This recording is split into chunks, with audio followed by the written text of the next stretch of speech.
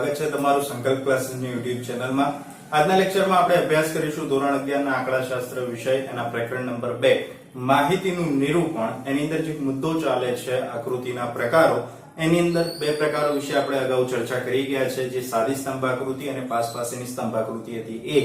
આજે આપણે વિભાજિત સ્તંભાકૃતિની ચર્ચા કરીશું, જેની અંદર બે પ્રકાર આવે છે, એક સાદી વિભાજિત સ્તંભાકૃતિ અને બીજી છે ટકાવારી વિભાજિત સ્તંભાકૃતિ। હવે સાદી વિભાજિત સ્તંભાકૃતિનો ઉપયોગ ક્યારે થાય અને ટકાવારી વિભાજિત સ્તંભાકૃતિનો ઉપયોગ ક્યારે થાય, તો ચલો જાણીએ।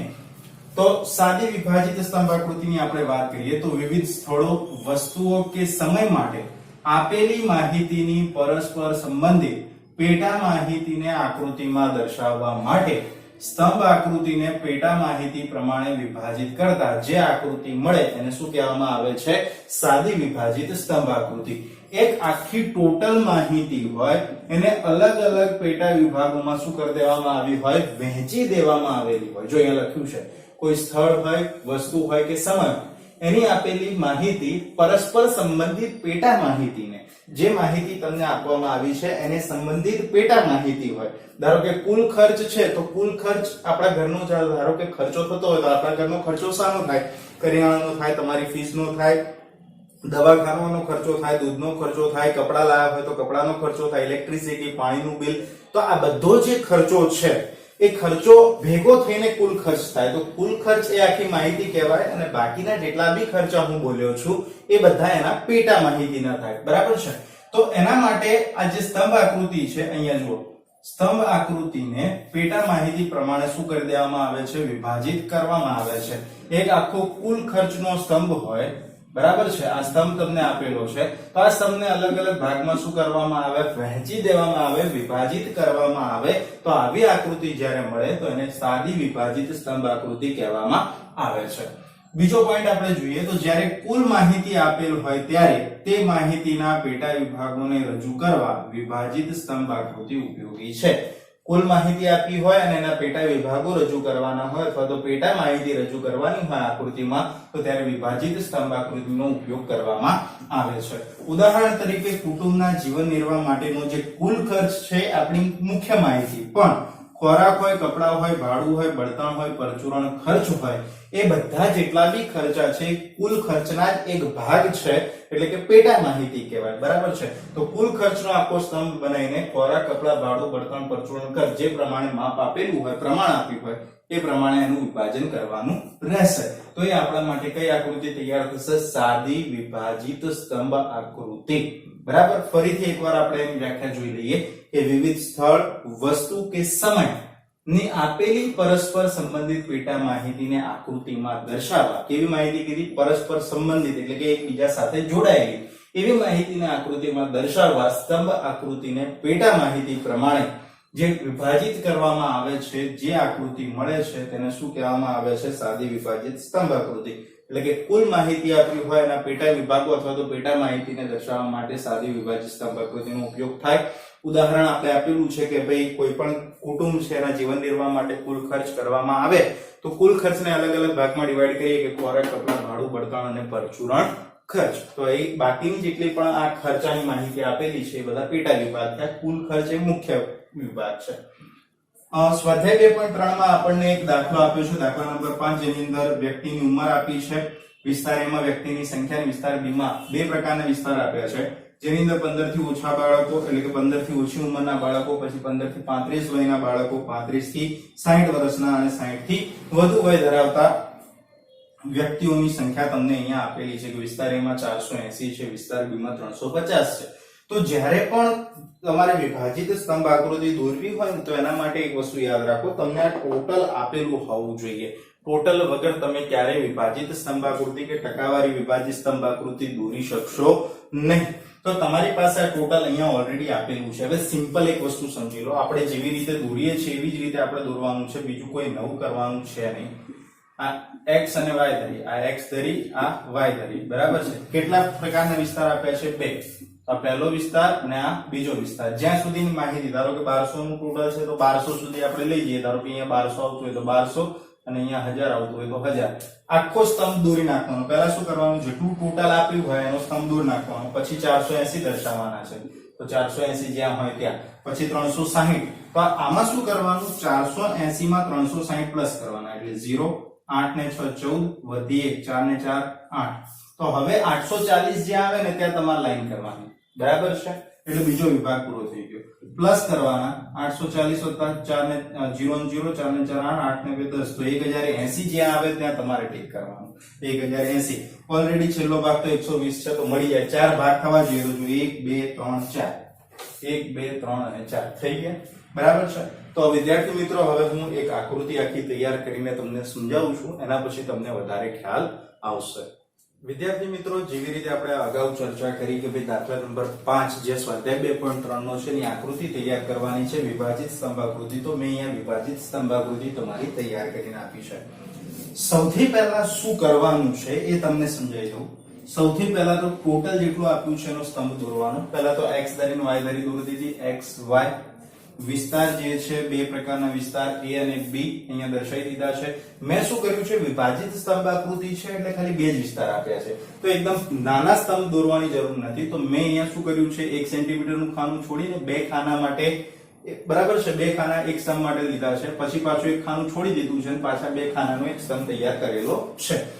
હવે સ્તંભ જે તૈયાર કરો તો મિનિમમ અને મેક્સિમમ માપ y ઉપર લેવાનું છે. તો ખબર છે મિનિમમ કેટલાથી ચાલુ થાય છે, આઈ થિંક 120 થી, અને પૂરું ક્યાં થાય છે, પૂરું 1200 એ થાય છે અને પૂરું 1000 એ થાય. એની અંદર ટોટલ એક વસ્તુ યાદ રાખવાની, જેટલો સ્તંભ છે ત્યાં સુધી તમારે લઈ જવાનું. 1200 સુધીનું માપ આપેલું છે ટોટલ અને 1000 સુધીનું છે, તો મેક્સિમમ કેટલી વેલ્યુ થઈ ગઈ 1200, તો 1200 સુધી લખી દીધું છે.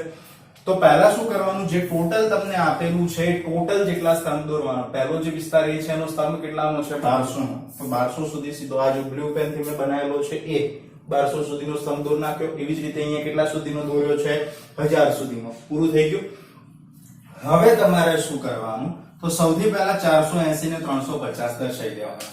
અહીંયા જો 480 આવે છે તો મેં બ્લેક કલર થી લાઇનિંગ કરી છે, દેખાય છે, ઓકે. બીજું છે આ બાજુ બીજા વિસ્તારમાં કેટલા છે, 350, તો અહીંયા 350 ગણવાના, 350 જ્યાં આવે ત્યાં લાઇનિંગ કરી દેવાની, પૂરું થઈ ગયું આપણું. હવે એના પછીનો જે બીજો વિભાગ દર્શાવવાનો છે એ શું કરવાનો, આમાં પ્લસ કરવાનો.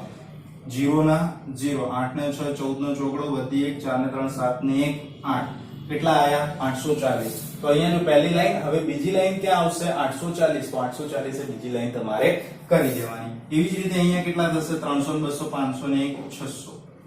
તો જો 350 એ લાઈન કરી હતી, હવે 600 એ લાઈન કરી છે, બરાબર. તો બે વિભાગ પૂરા થઈ ગયા. હવે ત્રીજો વિભાગ તો એ બી પ્લસ જ કરવાનો છે, 8 ને 2 10 એટલે 1080 જવાબ આવશે, બરાબર છે. અને આ બાજુ કેટલા આવશે, 600 ને 200 800. તો 1080 જ્યાં આવે ત્યાં તમારે ટિક માર્ક કરી દેવાનું. તો 1080 અહીંયા આવશે, મેં અહીંયા લખાઈ દીધું છે, બરાબર છે. બ્લેક કલર થી લાઇનિંગ કરેલી છે જેના કારણે ખ્યાલ આવે. અને અહીંયા કેટલા થઈ જશે, 800, તો 800 એ લાઇનિંગ મેં કરી દીધેલી છે, ક્લિયર. તો આ તમારા 4 વિભાગ થવા જોઈએ. તો 1 2 3 અને 4, તો 4 વિભાગ થઈ ગયા, 1 2 3 અને 4. હવે તમે સૌથી પહેલા શું દર્શાવ્યું છે તો એ આપણે લખી દઈએ અહીંયા.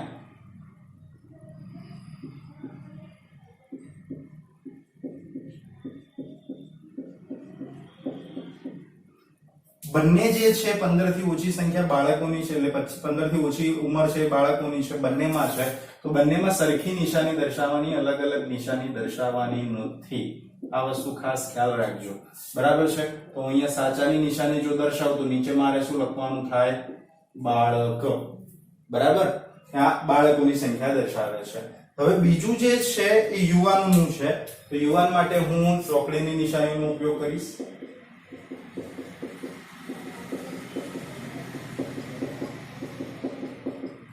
બરાબર. તો અહીંયા હું ચોકડી કરું છું તો એ શું દર્શાવે છે, યુવાન. તો આપણે અહીંયા શું લખીશું, યુવાન. પતી ગયું, ક્લિયર. હવે આ બાજુમાં સંજ્ઞા સૂચિ છે, મારે જગ્યા ઓછી છે, બાકી તમારે બોક્સ બનાવીને બાજુમાં લખવાનું હોય, હું નીચે લખું છું, ક્લિયર. હવે એક વસ્તુ કરવાની રહી, કારણ કે 4 છે, 4 માંથી 3 તો મિનિમમ દર્શાવવાના જ રહેશે. તો ત્રીજા સ્થાના છે વયસ્કના આપેલા છે, તો વયસ્કમાં આપણે કરી દઈએ છીએ ડેશ, બરાબર. તો આ શાની શું દર્શાવે છે, વયસ્ક. અને છેલ્લું ખાલી પડ્યું છે એને આપણે નામ આપી દઈએ વૃદ્ધ, બરાબર. કારણ કે આ વૃદ્ધની સંખ્યા 120 અને 200 છે, ઓકે, અહીંયા ભૂલ થઈ છે, અહીંયા નતું દર્શાવવાનું, નીચે લાઈનમાં દર્શાવવાનું હતું.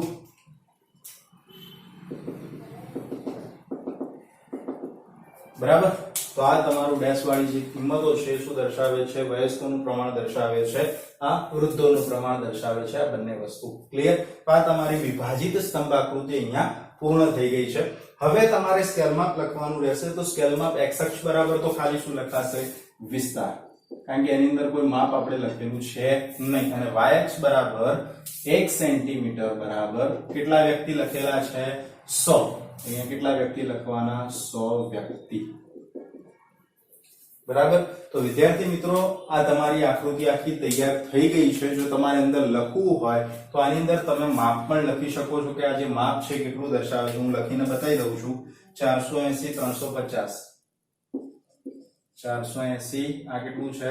350. પછી આ કેટલું દર્શાવે છે? 360. આ કેટલું દર્શાવે છે તમારું? અહીંયા 250. બરાબર છે. પછી અહીંયા 240 અને 200. 240 આમાં કેટલું આવશે? 200. અને છેલ્લામાં 120 અને 200.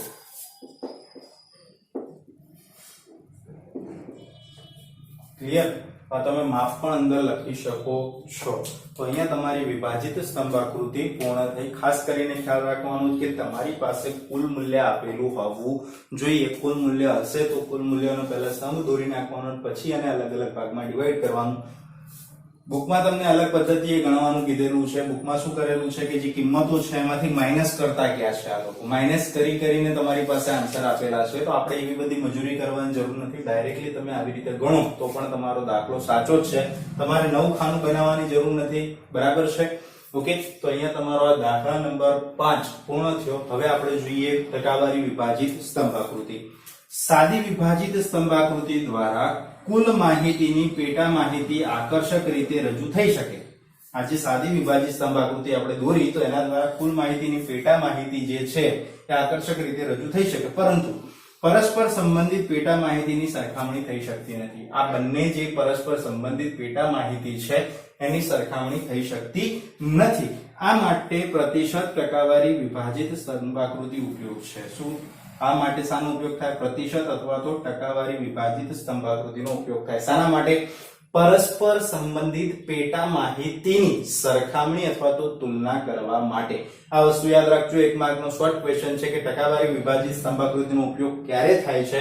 તો ક્યારે થાય? પરસ્પર સંબંધિત પેટા માહિતીની સરખામણી કરવા માટે. કુલ માહિતીને કેટલા ટકા ગણવામાં આવે છે? 100%. અહીંયા જે કુલ માહિતી છે એને કેટલા ટકા ગણી લેવામાં આવે છે? 100%. અને પેટા વિભાગ તમારે શોધવો હોય ટકાવારી માટે તો એનું શું થાય? પેટા મૂલ્ય ભાગ્યા કુલ મૂલ્ય ગુણ્યા 100. આ એને શોધવાની રીત છે. આપણે અહીંયા શોધવાનો પ્રયત્ન કરીએ તો આ જે દાખલા નંબર 5 છે એના ઉપરથી તમારે ટકાવારી વિભાજિત સ્તંભ આકૃતિ તૈયાર કરવાની છે. તો એના માટે તમારે શું કરવું પડશે? તો ગણતરીઓ દર્શાવવી પડશે. તો ગણતરી હું અહીંયા લખું છું. ટકાવારી હંમેશા કેટલી થઈ જશે? ટોટલ જે છે 100. બાકી તો જેમ છે એમને એમ જ લખ્યું છે. તમારે જુઓ, રકમ તો સેમ લખેલી છે, ખાલી વધારાનું શું આવ્યું છે?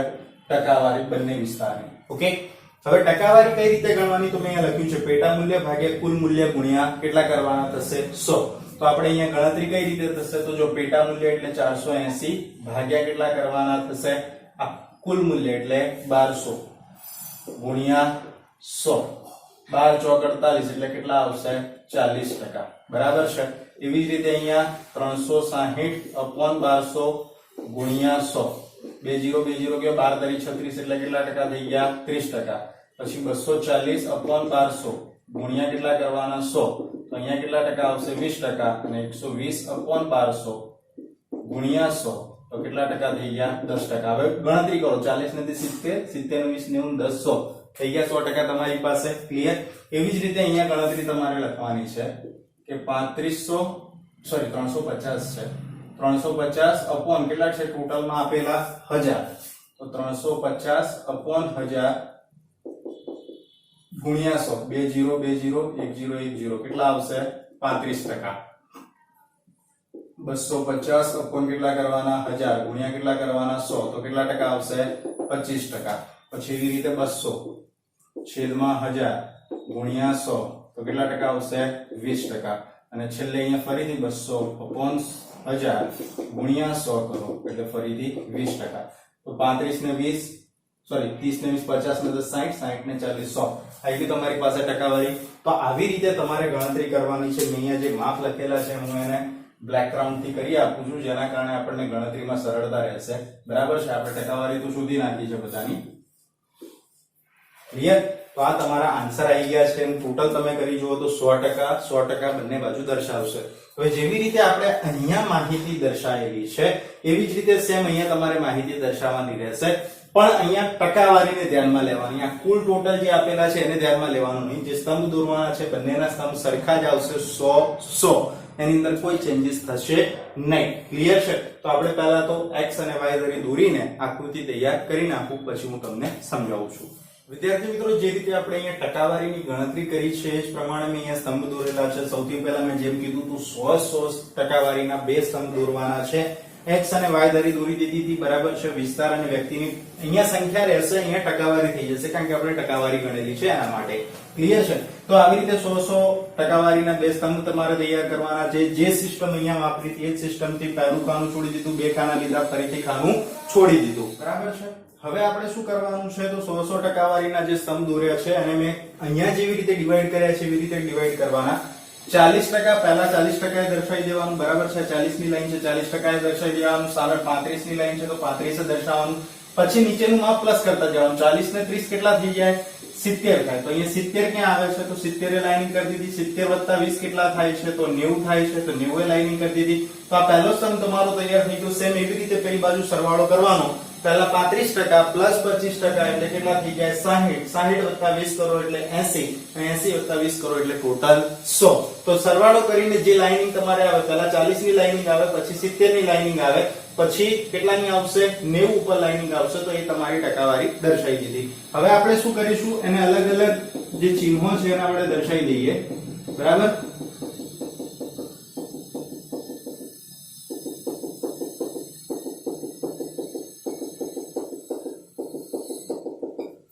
ક્લિયર? તો આ તમારી ચોકડીની નિશાની છે. શું દર્શાવે છે? બાળક. અહીંયા ચોકડી દર્શાવી દઈએ છે. પછી બીજો જે છે ભાગ, એમાં સાચાની નિશાની દર્શાવીએ. બરાબર છે. તો એ શું દર્શાવે છે? યુવાન. હવે આપણે ડેશની નિશાની દર્શાવી દઈએ. બરાબર છે. તો એ શું દર્શાવે છે? વયસ્ક. અને ઉપરની જે બે કિંમતો છે શું દર્શાવે છે? વૃદ્ધ. સ્કેલ માપ આપણે લખવાનું બાકી છે. તો સ્કેલ માપ y અક્ષ બરાબર 1 સેન્ટીમીટર બરાબર કેટલું થશે? x અક્ષ ઉપર તો ખાલી વિસ્તાર છે. અહીંયા કેટલા? 1 સેન્ટીમીટર બરાબર કેટલા ટકા થઈ જાય? 10%. બરાબર છે. તો અહીંયા તમારો આ જે વિભાજિત સ્તંભાકૃતિનો કોન્સેપ્ટ હતો, એટલે કે સાદી વિભાજિત સ્તંભાકૃતિ અને ટકાવારી વિભાજિત સ્તંભાકૃતિ અહીંયા પૂર્ણ થાય છે. નેક્સ્ટ લેક્ચરમાં આપણે વૃત્તાંશ આકૃતિ અને વર્તુળ આકૃતિ વિશે ચર્ચા કરીશું. ત્યાં સુધી અસ્તુ.